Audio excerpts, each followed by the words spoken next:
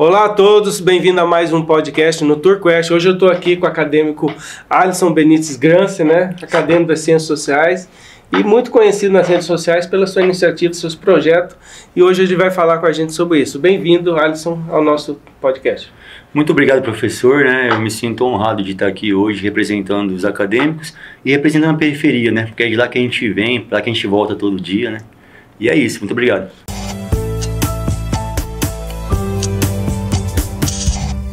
Então, te apresentei das redes sociais, né? Alisson Benites Grance, mas é conhecido como Do Mato, né? De onde que vem o Do Mato? O Do Mato, ele vem desde quando eu comecei a produzir rap, mais ou menos uns 15, 16 anos atrás. Então, justamente pelo fato de eu ser do Mato Grosso do Sul, né? De a gente ter esse sotaque de porta, horta, né? Eu nunca percebi, mas as pessoas que não são do Mato Grosso do Sul, quando eu pude ir para São Paulo, para o Rio de Janeiro, né? Cantar em alguns festivais, alguns eventos de rua mesmo, as pessoas falaram, ó, você tem esse ouro, aí ficou do mato, aí ficou do Mato Grosso do Sul, né? Por isso que é do mato. É um apelido aí do rap. É do rap, exatamente do rap, das ruas aí. Ok, Alisson, conta pra gente como que foi aí a tua... Você é de Campo Grande, né? Eu sou como tua infância aí até chegar até hoje aqui como acadêmico das Ciências Sociais? Eu sou filho de uma família de mãe solo, né? A minha mãe, ela era prostituta, né? Então ela teve 6 filhos, um de cada pai. E aí o que aconteceu? Ela foi morar de aluguel na casa dos meus pais adotivos, lá no Marcos Roberto, isso aí há 35 anos atrás, né? E como ela não tinha condição de ter, né, os filhos, o que ela fazia? Para trabalhar, né, no antigo laticínio ali na região do Taquarussu, ela me deixava trancado em um guarda-roupa ali, ela não podia cuidar e tal. E aí eu chorava, né, fazia minhas necessidades, ele me queimava, tudo, e aí, tipo, ia sobrevivendo do jeito que dava, né, até que um dia, tipo, de uma forma bem escabrosa, aí meus pais pegaram, invadiram a porta, o quarto, me pegaram, me levaram para um posto de saúde, para um hospital, me trataram, e aí, posteriormente, a minha mãe biológica até me pegou de novo da minha mãe adotiva. Aí a minha mãe, na época, né, década de 90 e no começo, foi até uma juíza, e aí, através dessa juíza, conseguiu legitimar, formalizar, legalizar o caixa de adoção, e aí eu sou filho disso aí, tá ligado? Desse processo social aí. Não só por isso, mas hoje você é uma pessoa que é assim, muito engajada nos movimentos sociais, né? O que foi primordial? E você veio fazer ciências sociais, né? Não sei se motivado por isso, né? Os movimentos sociais te levaram a ter um canal nas mídias sociais para ser uma voz ativa? Eu converso com a quebrada, com a periferia desde criança, porque a gente é um fruto, né, daquela relação ali mesmo da quebrada ali, entende? Então a gente estudou a vida inteira em colégio público, escola pública, nasci e me cresci na Coab aqui, na região da Zona Sul, e aí o que acontece? As ciências sociais depois ela vem para alimentar, para informar, para trazer mais conhecimento do que realmente já foi produzido materialmente lá, né, desde o início da minha vida, né? E é isso. Mas e que hora que você sentiu essa necessidade de externar isso através da comunicação? Então, professora, como eu estudo de manhã e eu trabalho à tarde e muitas vezes à noite, fim de semana, a gente não tem tempo para se deslocar até a outra pessoa, para a gente conversar, para a gente criar esses laços para a coletividade ser fortalecida em Campo Grande, né? Então o que acontece? A rede social, ela tem muita importância nisso, porque através dela eu posso tratar de assuntos de interesse de toda a sociedade periférica, que é o meu alvo, que é o meu objetivo. Então o problema na educação que eu passo lá na Coab com o Colégio Antônio Vilela, o problema que eu passo na Unidade Básica de Saúde lá na Coab, toda a marginalização, toda a periferia de Campo Grande passa. Então eu não consigo me deslocar até o Colúmbia, que é uma saída aí de Campo Grande, não consigo me deslocar até o Ouro Verde, a região do Tarumã, não consigo me deslocar diariamente, semanalmente, nem quinzenal, nem mensalmente, até o Maria Aparecida Pedrocião, o Noroeste. Então, através da rede social, eu consigo conversar com uma pessoa que passa a mesma realidade que eu vivo. E aí a gente começa a ter esse sentimento de coletividade alimentado novamente. Porque se eu passo por esse problema e a pessoa passa, a gente pode se unir e a gente pode se direcionar ao poder público, prefeitura, estado, governo federal, para eles que têm a obrigação e a responsabilidade resolverem esse problema. Então, assim, mais importante do que a tua própria voz, vamos dizer assim, um objetivo também é que surjam outras vozes na periferia, é isso? Com certeza, com certeza. Eu sou resultado de várias vozes que vieram antes e que estão nesse tempo ainda aí, né? E é necessário que existam mais vozes, porque vozes, a periferia é um local que ela sempre foi silenciada, ela sempre teve a sua cultura, sua produção científica, sua produção social, política apagada, né? Existe um epistemicídio, vamos dizer assim, na academia dizendo que é o quê? Que é a deslegitimação, que é a criminalização do saber produzido na periferia. Então tudo que a periferia produz é muito potente, tanto que o mercado, né, se apropria disso. Exemplo, o funk. O funk, durante a década de 80, ele surgiu em 90, ele foi criminalizado, criticado, deslegitimado, porque quem produz funk é bandido, quem produz funk é vagabundo, e não é. Tanto que o mercado hoje se apropriou e ganha rios de dinheiro em cima disso. Então, qual que é a nossa proposta? Nossa proposta é a gente trazer de novo um valor social para a periferia, porque o pobre que sustenta toda essa estrutura política, econômica, social, e na maioria das vezes o pobre é silenciado, o pobre só tem um lugar de exploração na sociedade. Então a gente vem trazer uma ressignificação através desse agenciamento mesmo, dessas ideias que nós troca, né, nas redes sociais, e a gente consegue se unir através disso. Fazendo um paralelo aí, você citou com a questão do funk, né? O funk precisou de muitas vozes na periferia até ser uma grande voz nacional, assim, vamos dizer? Ah, sim. Não só o funk, né? O funk e o rap, eu acho que são os dois exemplos máximos aí disso, né? Porque a gente pode ver, ó, quem que não conhece Racionais MC? Em Campo Grande, Mato Grosso do Sul. Se a gente for ainda pro interior do Mato Grosso do Sul, a gente vai falar de Racionais, né? De um expoente aí, Mano Brown, Ed Rock, KLJ e o Ice Blue. As pessoas conhecem justamente porque essas vozes trazem o grito de socorro da periferia, o grito da necessidade, da carência a ser resolvida aí. Agora, dentro do seu canal, né, que estão na rede aí, você tem alguns temas que você toca mais e mobiliza nesse sentido, né? Que é, por exemplo, educação, saúde e transporte. Eu acho que talvez seja o que mais você, vamos dizer, leva para a população, essas necessidades? Sim. Ó, são 3 tópicos bem complexos, vamos dizer assim, bem abrangentes, né, professor? Mas o que acontece? O transporte público ou mobilidade social, você pode escolher qual um dos dois a gente vai tratar, mas tratam do mesmo assunto, é um assunto de urgência máxima em Campo Grande e Mato Grosso do Sul. Porque a gente que é trabalhador, que é pai de família, que é mãe de família, que é estudante, que é criança, que tem que se deslocar, tem que usar o transporte público, o busão, o ônibus, a gente é muito afetado negativamente. Porque hoje, se chove muito mais dentro de um ônibus do que fora do ônibus. Os terminais não têm um banheiro que ofereça dignidade pra gente ir ali fazer nossas necessidades. Às vezes estamos em apuro, uma mãe tem que trocar uma criança, né? Uma gestante, uma grávida, tem que ali utilizar um banheiro, não existe estrutura, né? O cadeirante, o PCD, a gente precisa de uma estrutura. Então os terminais, eles não atendem essa necessidade da quebrada da periferia do trabalhador e trabalhadora. Então, por isso que o transporte é uma pauta muito urgente para a gente discutir. E quando eu falo a gente, é quem utiliza o transporte público. Porque foi criado e instaurado agora uma CPI, né, da Câmara dos Vereadores, que eu acho muito necessária. Mas aí você vê, a CPI quando inicia, ela vem levantar uma pesquisa para ver o que o povo acha do transporte público. Pô, os vereadores não têm acesso a uma internet, não têm acesso aí a uma televisão, não vê que o jornal todo dia está denunciando problema que o trabalhador está sofrendo, está padecendo dentro dos terminais, dentro dos ônibus. Então o transporte público é um tema de urgência, por isso que a gente tem que discutir. A educação é outro tema de urgência. Existem vários vídeos denunciando em várias escolas municipais e estaduais de Campo Grande e do Mato Grosso inteiro que retratam o quê? Uma estrutura precarizada, né? Não existe uma construção, não existe uma revisão, né, do poder público em relação às salas de aula. Quando chove mais dentro da sala de aula, não tem quadro direito para os professores darem aula, não tem nem giz, não tem uma estrutura necessária para o estudante da rede pública ter acesso ao conhecimento e se desenvolver ali como cidadão. Como é que a gente vai esperar que a pessoa, o maninha de quebrada, o estudante, a criança, né, se desenvolva se o poder público está negando esse acesso à educação? Então a educação é um tema de urgência também. E para finalizar essa ideia, professor, a saúde é o tema de urgência máxima, porque todo mundo que utiliza um UPA, uma UBS, precisa no mínimo ali, professor, de 5 horas na fila. Quem que é o trabalhador que levanta, que acorda 5 horas, ou a trabalhadora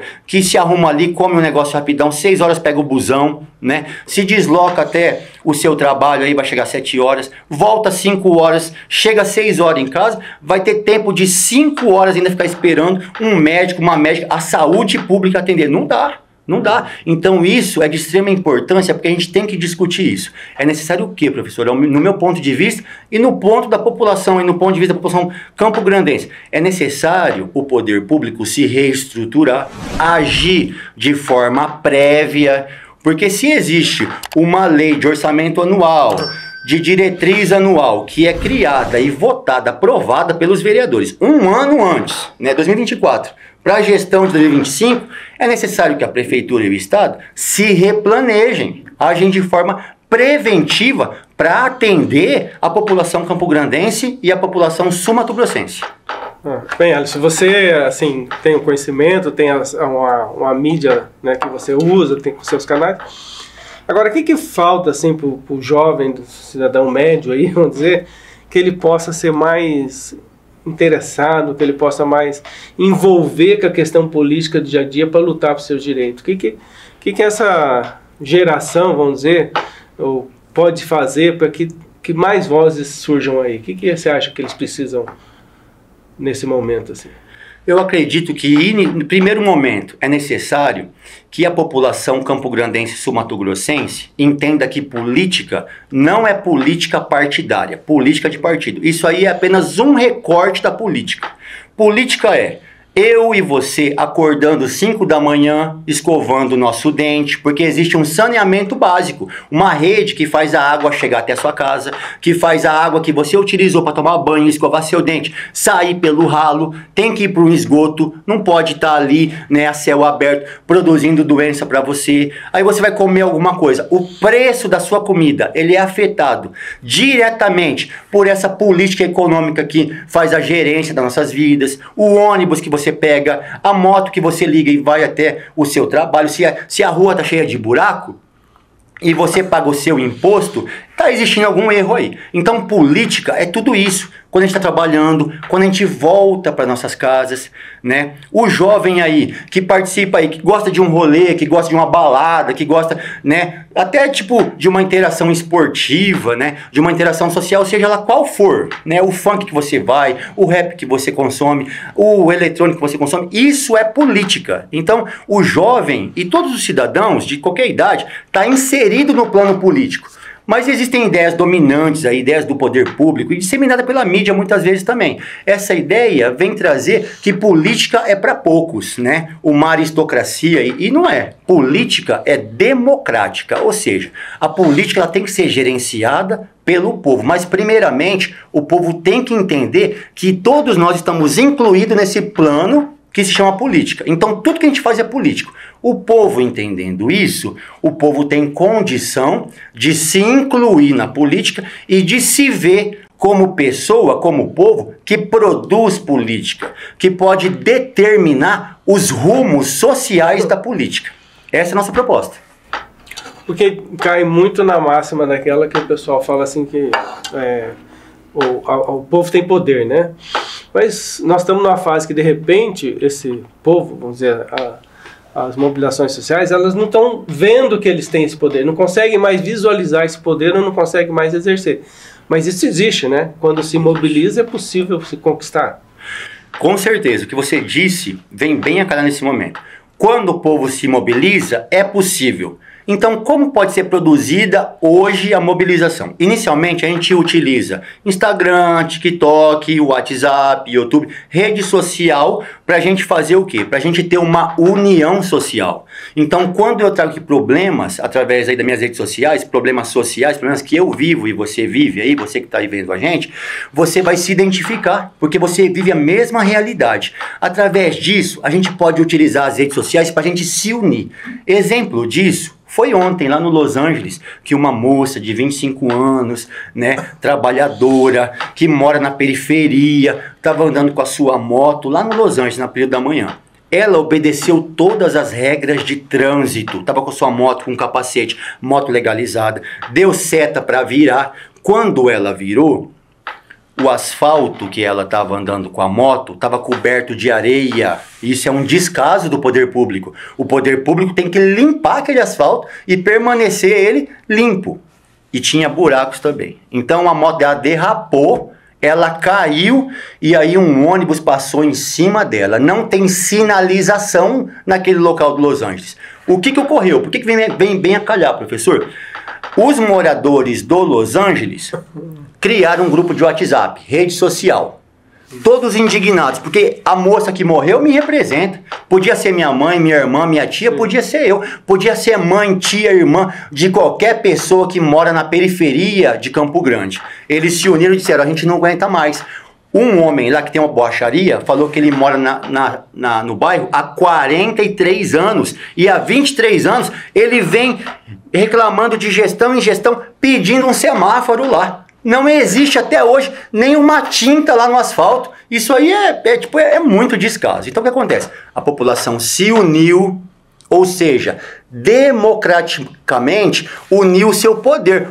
A gente é povo. Se a democracia é o poder emana do povo, vamos se unir e vamos exigir que exista uma mudança em forma de cuidado para o nosso bairro Los Angeles. Então, ao meu ver, é isso que é necessário. Tem, professor? É a tecnologia das redes sociais sendo usada para potencializar a união, o nosso coletivo, entende? A nossa familiarização, né? Porque coletividade é algo que agora em 2025 está fora de moda, é demodé, e não. Para a gente existir, né, como ser humano individual, a gente precisa existir no nosso coletivo de bairro, no nosso coletivo local. E através desse poder formado pela união, a gente vai conseguir conquistar muitos direitos. E a população tem que ter essa consciência de que esse movimento, tudo isso é política, né? Isso é participar politicamente enquanto cidadão, né? Com certeza, é participar politicamente. Ontem, o ato do Los Angeles foi um exemplo de política e de democracia. E aí, o que a gente decidiu lá? A gente, quando eu falo, a gente não sou eu. São os líderes do local, junto com a população, e a gente está no meio ali. Porque eu sou da Coab ali, é 1 quilômetro só do Los Angeles. Então, a gente conversou como população, a gente decidiu que a gente vai dar 30 dias. Porque também não tem como resolver um problema tão urgente desse com 24 horas. A gente entende, né? O poder público, a Getran, a prefeitura. Então, a gente decidiu que 30 dias a gente vai esperar. Caso eles não coloquem lá um semáforo, caso eles não tampem os buracos e limpem o local, né, o que vai acontecer? A gente vai fazer outra manifestação, dia 5 de julho, e a gente já convocou. Tem um pessoal de lá que é motoca, que é motoqueiro, né, faz Uber Eats e trabalha com moto. Só no grupo dele tem 520 motoqueiros. Então a gente já está se articulando, ou seja, fazendo política do povo para o povo. Agora, Alisson, chamou a atenção nas suas redes sociais, né? Porque geralmente as pessoas têm redes sociais e fala para o mundo globalizado, né? Você usa um bordão bem específico, né? Sim. Como é que é? Sou de Campo Grande, Mato Grosso do Sul. E você faz questão de falar isso tem uma posição de que a tua luta social é localizada para essa cidade? É exatamente isso, professor. Inicialmente foi natural, né? Quando a gente começou a fazer ali, né? O do mato é formado pela Guta e pelo Alisson, né? Que sou eu. Então a gente foi fazer isso aí dentro de uma cratera que cabia 2 carros lá na Avenida Mato Grosso. Então eu disse, ó, eu sou de Campo Grande, Mato Grosso do Sul. E aí o que a gente foi vendo? Que a população reagiu de forma positiva, gostou, porque a população se identificou. E é isso que a gente busca mesmo, é a identificação da população com os problemas locais. Porque a gente acredita que a população se identificando, ela vai se engajar mais, ela vai se unir mais nessa causa que é coletiva, não é individual. E aí através desse bordão, eu sou de Campo Grande, Mato Grosso do Sul, a gente já conseguiu bastante coisa. Exemplo, o colégio que está lá no final da Ernesto Geisel, da Norte Sul ali, na região do Aerorancho, tem um colégio que chama Silvio de Oliveira ali. E aí por mais de 6 meses tinha 6 quilômetros de falta de luz. E ali assim, ó, o colégio é na beira do córrego, o Aianduizinho ali. E aí o pessoal que sai ali, os alunos que trabalham 10 e 20 da noite, é um breu, é um escuro. E aí estava sendo produzido o quê? Muito crime ali. Crime de abuso, crime de furto, crime de roubo. Então a gente foi lá e exigiu. E aí na mesma semana a Getran foi lá e trocou todas as lâmpadas que estavam queimadas, trazendo o quê? O direito à iluminação pública, né? Porque a população paga a iluminação pública. Esse valor é repassado, né, da Energisa para a prefeitura, porque isso aí é uma determinação da ANEEL, da Agência Nacional de Eletricidade aí nacional. E aí, se a prefeitura tem esse dinheiro, por que não faz o trabalho deles, né? Então a gente se desloca até o local, conversa com a população vai lá e faz a reclamação. A gente quer luz, a gente é estudante, a gente quer luz. E aí atenderam. Não só esse problema, como vários outros, né? Foram atendidos. Agora, esse teu ativismo digital, nem sei se você se coloca assim, eu estou pegando emprestado esse termo aqui. Sim. Isso é muito falado mundialmente, né? Coisas que viralizam. Mas e como que é isso na periferia, vamos dizer assim, né? Hoje, se você pega esse jovem da escola que trabalha, eles têm esse poder digital com o celular na mão, isso é geral? Você sente isso, que mesmo por um movimento digital se consegue mobilizar as pessoas hoje em dia ou não? A periferia é diferente? Eu acho que a periferia está incluído em todo o globo social, né? Mas o que acontece? A gente que é de periferia, a gente carrega um estigma, que é o medo de se pronunciar, de falar. O senso crítico, esse poder que é criado através da educação, não é gerado na nossa fase da infância. E a gente precisa disso. Então, assim, os jovens da periferia, muitas vezes não, todos eles têm uma reivindicação, uma reclamação em relação à carência, em relação ao déficit do poder público com a gente. Mas muitas vezes a gente fala, pô, se a gente reclamar, a gente pode ganhar um processo. Vai vir um pessoal, a gente não vai ter aquele acesso, aquela porta aberta. Então, primeiramente, é necessário uma desconstrução. A gente tem que enfrentar esse medo. A gente tem que vencer esse medo. Para a gente entender que a periferia precisa ter voz. A voz que foi silenciada, que foi negada da periferia. Por isso que o funk, o rap e todas as outras formas de produção artística é muito necessária à periferia. Porque a pessoa que vem, faz um picho, faz um grafite, ela está conversando com a sociedade. O cara que faz, a mina que faz um grafite, um picho, não tem uma tela. A gente não teve uma educação lá no pré, lá de, você tem sua telinha, você pode pintar. Não. Então o que a gente tem? A gente tem a criação na cabeça, a gente vai lá e faz. A pessoa que faz o funk, ela vai lá e fala, pô, eu gosto de rolê, eu gosto disso, eu não gosto da forma que o Estado se manifesta aqui na periferia, porque geralmente é de forma opressiva e repressiva. O Estado não se fortalece, não se faz presente nas periferias de forma a fortalecer educação, saúde, moradia, alimentação. O Estado só se preocupa com duas coisas na periferia. Primeiro, colocar o poder lá, o braço armado do Estado, para calar nossa boca. E segundo, quando chega a hora de votar. Porque aí o poder público vai lá, né? Vai lá querer voto, porque a maioria dos votos estão localizadas onde? Na periferia. Seja de Campo Grande, seja do Brasil inteiro. Então o Estado ele se manifesta presencialmente dessas duas maneiras. Então uma pessoa que vem e faz um rap, um funk, que faz um lambi-lambi, ela está reivindicando, exigindo a atenção do poder público. Então a arte, ela funciona muito para isso, né? E a rede social é um local que a periferia pode ter voz e tem voz. Então, esse é o nosso objetivo. Dar voz à periferia, a minha e a outras pessoas aí que tenham a coragem, tá ligado? Porque a gente precisa, a gente que é de quebrada, que é de periferia, que é de bairro deslocado, do meio dos ricos, no meio do centro, a gente pode ter voz. E a gente vai ter voz. Agora, o teu ativismo aí não é só uma crítica geral ao poder público, né? Porque você também atua muito na questão da arte, já falou, né? Que saiu de lá, até tem apelido, né? Então, a periferia com a sua cultura e tal, ela também tem esse espaço? Você promove isso também? Você dá espaço à voz cultural da periferia? Com certeza, né? A gente tem alguns projetos e a gente tem projetos em andamento e em projeto que a gente está construindo aí para executar. Exemplo, professor, dentro das escolas, né, públicas de Campo Grande que recebem a gente, que fazem um convite, há 2 anos mais ou menos, a gente tem um trabalho que chama Da Quebrada à Universidade Pública. A gente vai até as escolas e através de uma palestra simples e objetiva, a gente explica quais meios o estudante de escola pública pode ter acesso à universidade pública.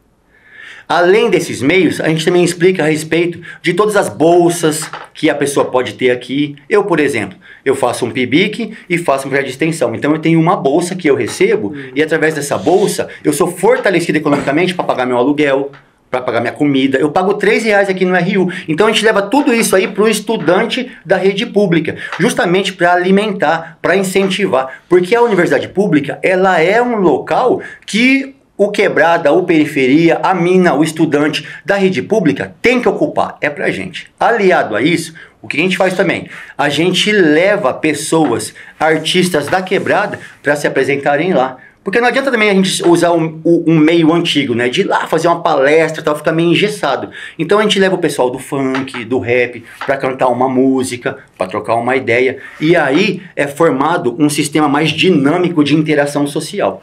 E como resultado desse sistema de cultura, de educação, de arte periférica, a gente já tem alguns resultados. Porque tem alguns alunos e alunas que estudam aqui na UFMS e que tiveram palestra com a gente lá em 2023 para frente, entendeu? Além disso, a gente tem outro projeto que agora está no processo de criação ainda, que é um projeto de extensão que decorre exatamente dessa necessidade. O que o projeto de extensão que a gente está elaborando, né? Eu, a Guta e um professor, tem a oferecer. A gente quer oferecer discussões de política, aprendizado de política de forma recíproca, ou seja, por isso que é um projeto de extensão. A gente quer falar e a gente quer mais ouvir para aprender também. E aí para politizar, voltado para quem? Para o pessoal da quebrada. Lógico que vai ser aberto. Se os estudantes quiserem participar, professores, sempre serão bem-vindos. Mas o nosso projeto de extensão, que a gente pretende estabelecer esse ano, é voltado para a periferia. Para o pessoal da periferia que não terminou o nível fundamental, que não terminou o nível médio ou que está terminando, ter uma possibilidade de se habituar, de acostumar em entrar aqui dentro da UFMS. Eu tenho vários amigos que ficam assim, poxa, mas eu posso ir lá? Porque eu já participei de vários projetos de extensão, né? No primeiro semestre mesmo, um professor que chama Poesia de Rua, o projeto de extensão dele, fez um projeto aqui e a gente trouxe mais de 15 grupos de MCs de rap e funk para cantar aqui. Eu lembro de um relato deles. O Bodão, que é um truta aí que manda rap há 1000 anos em Campo Grande, falou, essa é a terceira vez que eu entro na UFMS. Primeira vez foi para fazer trabalho braçal, para colocar tapetinho no chão. Segunda vez já foi para concorrer o Festival Universidade da Canção. E agora eu tô aqui. Isso é uma realização para mim. Imagina um maninho preto, de quebrada, pobre, gesseiro, peão de obra. Ter essa experiência é muito gratificante, né, professor? Porque, de certa forma, a gente está incluindo. Então, a gente tem esse objetivo aí, de incluir também o quebrado aqui dentro. Você está falando muito interessante, porque eu acho que existe um hiato realmente das pessoas mais carentes com a universidade. Vou contar me permite, né? Sim. Um pequeno relato, né? Eu já fui fazer uma divulgação do vestibular, na época, no interior do estado. Eu estive numa cidade onde tinha a única sala do ensino médio, no 3º ano, a única do município. E eu entro lá e pergunto, quem é que dali que queria ir, sonhava, queria ir para a universidade? Zero. Era como se eu estivesse falando assim, ninguém. Era uma coisa fora da realidade dele que você está falando. Sim. E na verdade não é. Na verdade, esse acessível a todos, por mais que se divulgue, né, nas mídias sociais, o governo federal faz isso, né, o governo estadual, mas a mensagem que chega lá, o cara não se sente pertencente a isso, né? Isso é uma realidade muito forte no Brasil atualmente. Muito forte. Dentro disso aí também, eu posso dar outro exemplo, né? Nesse mesmo evento, veio um outro amigo meu lá do Ramstebit. Ele mora atualmente no Ramstebit. Ele é tatuador, MC e faz todo tipo de funilaria também, desde quando é moleque. Então o que acontece? Ele veio até aqui. Primeira experiência que ele teve depois do projeto de extensão foi o sistema de segurança privado da UFMS, que oferece esse serviço, ir ali e perguntar o que ele estava fazendo ali e chocar, bater o guidão da motocicleta do segurança com a mão do meu amigo. Então eu fui lá, conversei, né? Essa hostilidade, ela é estrutural, né? O Estado, ele se organiza de forma a excluir. E a UFMS, ela também faz parte do Estado, né? Porque ela é uma fundação aí de caráter público, né? Eu não estou criminalizando a UFMS, mas eu só estou denunciando essa experiência que o poder público tem de dizer que o maninho que é preto, que é pobre, que é favelado, não tem que ocupar esse meio aqui, como os Kardec fizeram com o meu amigo. Então a gente foi lá, conversou, e a gente luta justamente para existir uma inclusão. A gente não quer esse tipo de reação, a gente quer uma mão estendida. A periferia de Campo Grande, do interior do Mato Grosso do Sul, exige que o poder público venha estender a sua mão. E o maior beneficiado vai ser o poder público, porque a periferia de Campo Grande e do Mato Grosso do Sul produz tudo que vocês têm de estrutura aí, para vocês utilizarem aí, para difundir o conhecimento e tudo mais que vocês fazem, né? É isso. Agora, Adson, na sua militância aí, né, como voz ativa, você já, não só na questão pública e tal, mas você já passou por alguns perrengues aí de repressão, alguma coisa mais grave ou mais velada nesse teu dia a dia? Passo todos os dias, professor. Todos os dias. Então, assim, ó, nos meus vídeos, vários vereadores vão lá, pessoalizam de forma infantil, vão lá e criticam de forma pessoal, né, apontando erros, como minhas tatuagens. Ah, mas quem que é esse cara tatuado para falar? Ah, mas quem que é esse cara que utiliza um Juliette para falar? Mas o interessante é que eles não querem tratar dos problemas sociais que eu trago para discutir. Se eu estou falando de saúde, os vereadores têm que discutir a saúde, porque o povo está exigindo e o povo está precisando. Se eu falo de educação, os vereadores têm que falar de educação. Traz uma solução para o povo, pô. E aí os do mato não vai existir mais. Não vai causar nenhum tipo de incômodo para vocês. Mas vocês têm que trabalhar. Não só os vereadores, mas qualquer outro tipo de gestão do poder público, pô. Tem vários servidores e servidoras da Prefeitura de Campo Grande que vão diariamente me ameaçar veladamente ali no privado, no chat, ou que vão lá nos meus conteúdos falar quem que é esse cara não tem direito de falar, né? Para incômodo de vocês, eu e toda a periferia de Campo Grande tem direito e a gente está tendo os acessos. Graças a você, professor, eu agradeço a você, ao Adilson que está do outro lado ali, de proporcionar meios e acessos para a gente ter voz, né? Então, por mais que exista essa série de abusos até, né, são agressivos com a gente, mas a gente já foi criado desde criança nessa agressividade, nesses abusos. A gente está lutando e a gente está superando isso. E a quebrada de Campo Grande, ela vai ter voz, ela tem voz já desde antes de mim, né? Mato Grosso do Sul aí tem várias inspirações, né? A gente pode pegar o Marçal de Souza, não pode, professor? Marçal de Souza, que foi alguém muito atacado, deslegitimado, silenciado, mas que ficou para a história. E muitas pessoas, muitos do Matos, se inspiram em Marçais. Então é isso que a gente traz aí, esse segmento, essa continuidade. Ok. Obrigado por estar aqui. Parabéns pelo seu trabalho, que você possa ter aí ser muito representativo para todo o pessoal da periferia de Campo Grande. Obrigado. Obrigado.